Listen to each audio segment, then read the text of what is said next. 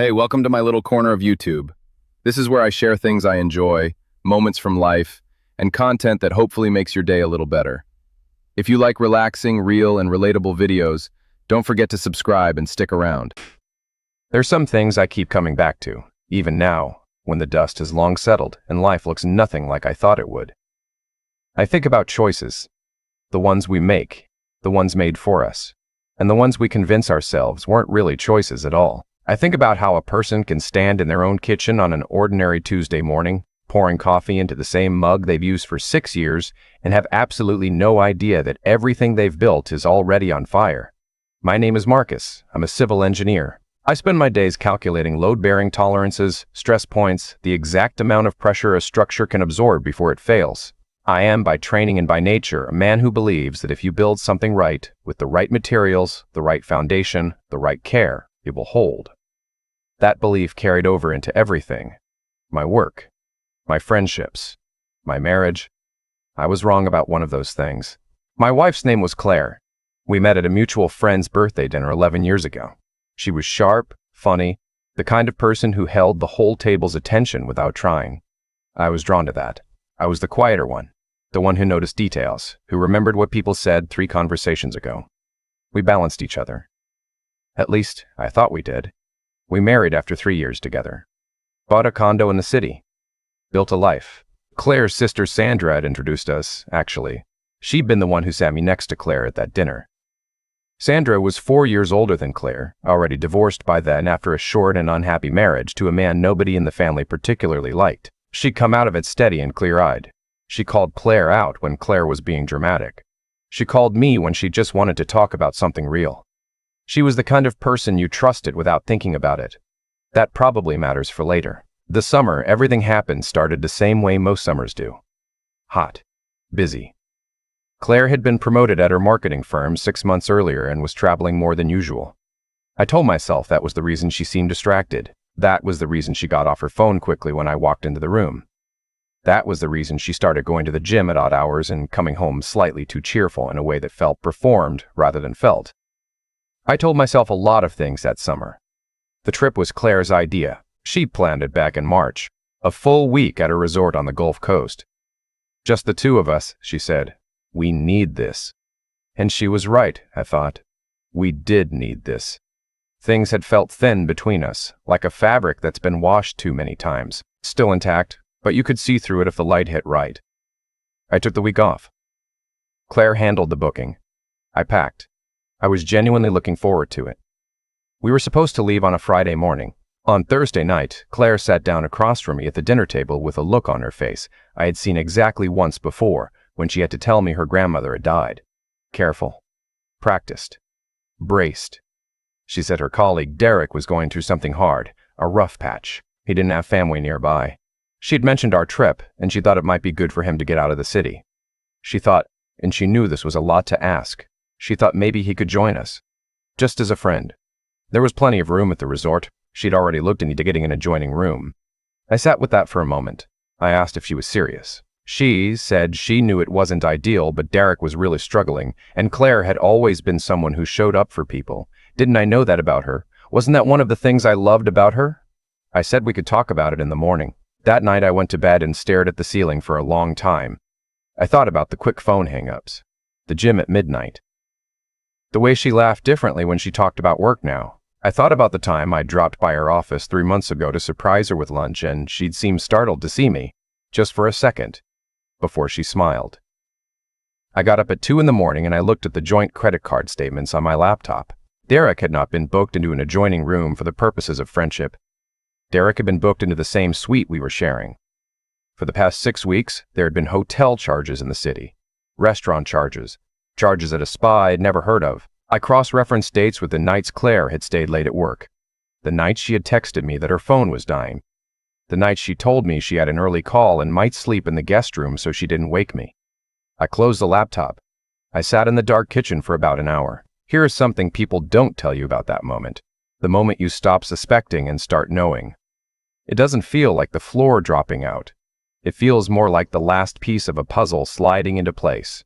Ugly picture. But complete, and somehow the completeness is the most awful part. I thought about what to do. I thought about confronting her that night. I thought about calling Sandra. I thought about a dozen things, and I let all of them pass through my mind and out the other side, without grabbing onto any of them. What I landed on, somewhere around 3 in the morning, was this. I was not going to blow up my life in a hotel lobby in front of a man I'd never met. I was going to be deliberate. I was going to build this correctly, the way I built everything. I went back to bed. I went to sleep. I am still a little amazed at that. In the morning, I acted normal. I drank my coffee. I loaded the car. When Claire brought up Derek again over breakfast, I said I'd thought about it, and it was fine. He could come. I understood. She reached across the table and squeezed my hand and said I was so understanding. That was one of the things she loved most about me. I smiled and said thank you. On the drive down, I made a call while Claire was inside a gas station. I called Sandra. Sandra and I had stayed in close contact even as things had gotten strained between me and Claire. Sandra had a way of being honest without being unkind, and she had stopped going out of her way to defend her sister over the past year in a way I'd noticed but hadn't wanted to examine too closely. When I told her what I'd found, there was a silence on the other end of the phone that told me this was not entirely news to her. She said she was sorry. She sounded like she meant it all the way down. I told her I wasn't going to make a scene at the resort. I told her my plan. She said she thought it was the right call. She said to be careful. She said to call her when it was over. When we arrived at the resort, Derek was already there. I want to be clear about something. He was not a villain. He was just a man, somewhere in his late 30s, who had gotten involved with a married woman and had apparently decided to continue getting involved with that married woman on the married woman's husband's vacation, which is a particular kind of decision that speaks for itself. Claire introduced us in the lobby. She said, "Derek, this is my husband Marcus." She said it in a voice that was almost entirely normal. Derek shook my hand and said it was great to finally meet me. I said the same to him. I carried our bags upstairs. I unpacked my things neatly. I went down to the pool and I swam for an hour. I ate dinner with both of them and I was polite, and I spoke when spoken to, and I laughed at 2 things that were genuinely funny, and I went to bed early, citing a headache. On the second morning, I woke up before Claire, dressed quietly, and went down to the business center. I had already spoken to a lawyer by phone the week before. I called her from my office, behind a closed door, the day after I found the credit card statements. I had been advised what to do and what not to do. I had a list. I completed the list. By noon on day 2, I had checked out of the resort. I had canceled Claire's room charge and transferred it to the joint credit card, the one in her name, not mine. I had called the resort's front desk and asked that all further charges for Suite 412 be directed to that card. I arranged for a car to pick me up. Before I left, I sent Claire a text that said, "I hope you and Derek enjoy the rest of the week. The room is charged to your card. Travel safe." Then I turned off my phone. I drove back to the city. I had already arranged through Sandra, whom I trust more than almost anyone, to stay in a short-term rental while things got sorted. I had already been in contact with my lawyer. I had already, in the calm, deliberate weeks between finding the statements and getting in the car that Friday morning, done most of the necessary work. When I turned my phone back on that evening, there were 37 messages from Claire. The first several were confused. Then they were angry. Then they were the kind of messages that are trying to sound reasonable while barely containing panic. The last few were tearful and said things like, "I can explain, and this isn't what you think, and please, just call me so we can talk." I called my lawyer instead. I will spare you most of the next several weeks, because they were, in the way of most legal proceedings, long and repetitive and emotionally exhausting, in a grinding way rather than a dramatic one. Claire came back from the Gulf 2 days early. She tried to come to the condo, but I'd had the locks changed, which was my right as co-owner, and which my lawyer had advised. She tried to call. She had her mother call. She showed up at my office once, and I asked the front desk to let her know I was unavailable and that all communication should go through my lawyer. Sandra called me twice during that period, and both times just said, "How are you doing?" Not in the way people ask when they want you to say fine, but in the actual way. I told her the truth both times. The second time, she said she wanted to say something and she hoped I wouldn't take it wrong. I said go ahead. She said she had watched me be a good husband for almost a decade, and she had watched her sister take that for granted in ways she found hard to understand, and she was sorry she hadn't said something sooner. She was not crying when she said this, which somehow made it more meaningful. Sandra is not a person who cries to make a point. I said I appreciated her saying that. She said she was going to hang up before she said something more that might be inappropriate given the circumstances. I said okay. There was a pause, and then she said, "For what it's worth, Marcus, anyone would be lucky to have you." And she hung up. I thought about that for a long time. The divorce was not clean, but it was not catastrophic either. Claire had apparently expected me to be so desperate to preserve the marriage that I would accept terms unfavorable to me, and she was surprised to find this was not the case. My lawyer was thorough. The credit card records were thorough. Derek, in a move that surprised me slightly and probably should not have, retained his own lawyer rather than testify on Claire's behalf. Men who carry on affairs with married women are, it turns out, not always eager to have that fact documented in legal proceedings. Claire's mother called me 3 weeks into the process and asked if there was anything she could say to change my mind. She was not unkind about it. She said she knew Claire had made mistakes, which is one of the gentler ways of describing what had happened. I told her I didn't think so, but that I held nothing against her personally. She said she understood. She said she hoped things would come right for me someday. I said I hoped the same for her. It was a more gracious conversation than it had any right to be. About 2 months after I came back from the Gulf, Sandra asked if she could take me to dinner. She said she wanted to say in person what she'd been saying on the phone, which was that she was glad I was still in her life, and she hoped the divorce stuff settling down meant I could start actually eating real food again, rather than whatever I had been subsisting on in that rental apartment. She said she had driven past the building and it did not look like a place where people ate vegetables. She was not wrong about the vegetables. We had dinner at a Thai place she knew near her apartment. It was easy in the way that conversations with Sandra had always been easy. No performance required, no maintenance. Just two people who had known each other for years and had gotten to a place of comfortable honesty. We talked about her work, which was in urban planning, and we talked about my work, which had picked back up in a way that was almost a relief. The familiarity of problems that had actual solutions. We talked about Claire briefly and without malice, and then, by unspoken agreement, set the topic down and left it alone. Walking back to her car, she said, "I'm glad we did this." I said I was too. She said, "We should do it again." I said, "Yes, we should." There was a moment then. Not a dramatic one.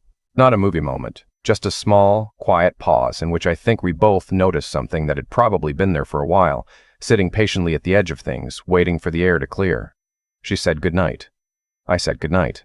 I drove home and I sat in the parking garage of my rental building for about 10 minutes before going inside. I called her the following week and asked if she wanted to see the photography exhibit at the art museum downtown, because she had mentioned once, actually it was 2 years ago, over dinner at Christmas, that she'd been meaning to go.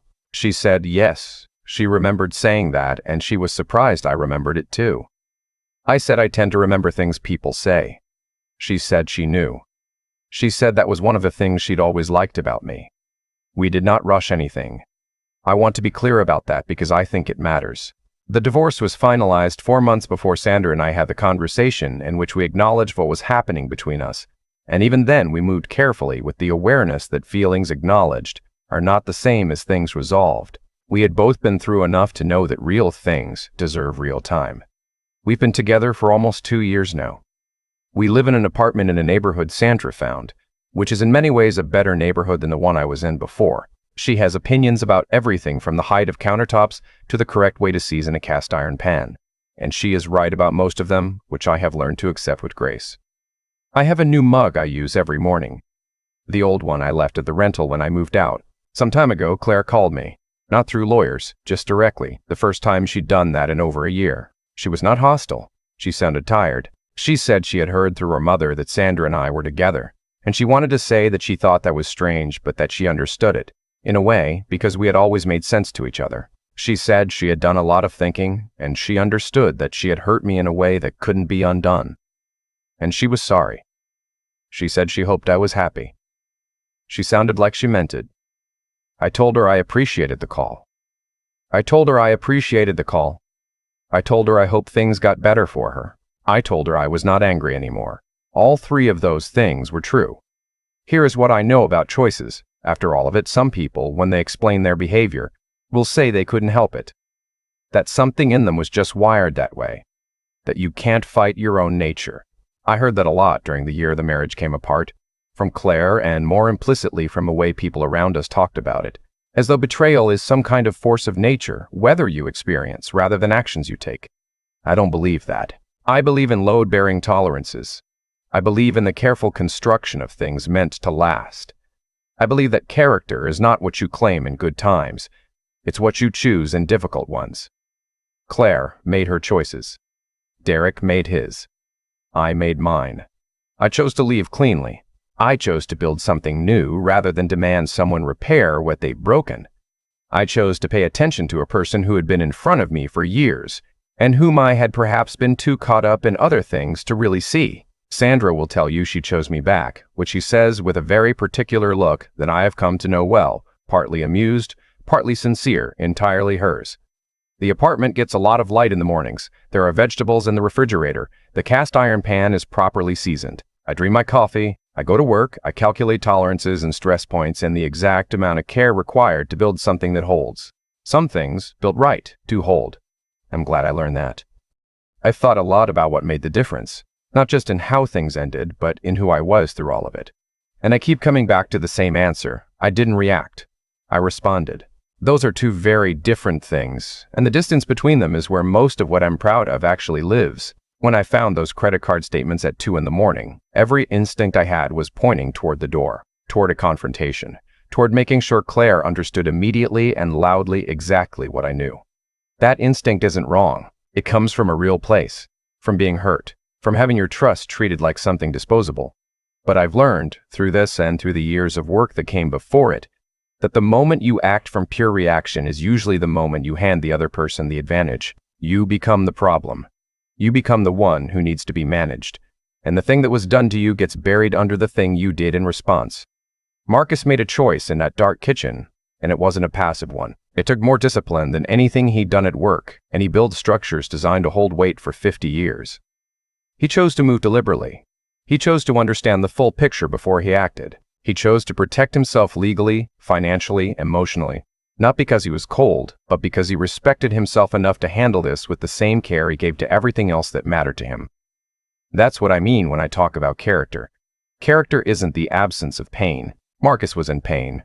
Character is what you do with that pain when nobody's watching and every easier option is sitting right there in front of you. There's a version of this story where he blows up the vacation, causes a scene, maybe gets himself into legal trouble, and hands Claire a way to reframe the entire thing as his failure rather than hers. That version doesn't end well. It doesn't end with Sandra. It doesn't end with the cast iron pan properly seasoned and the apartment full of morning light. The choices we make in our worst moments are the ones that shape what comes after. Not in some abstract sense. Literally, practically, in terms of what doors stay open and what doors close. Marcus treated his own hurt with enough respect to handle it well. That's not weakness. That's the hardest kind of strength there is. And Sandra, she'd been paying attention for years. Not waiting, not hoping for something she shouldn't hope for, but simply being someone consistent and honest and present. When the air cleared, she was still there. Still exactly who she'd always been. There's something worth noticing in that. The people who show up quietly and reliably, who tell you the truth without making it about themselves, who remember what you said 2 years ago because they were actually listening, those are the people worth building something with. What I want people to take from this is simple.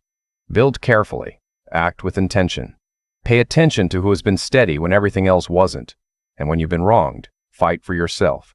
Just fight smart.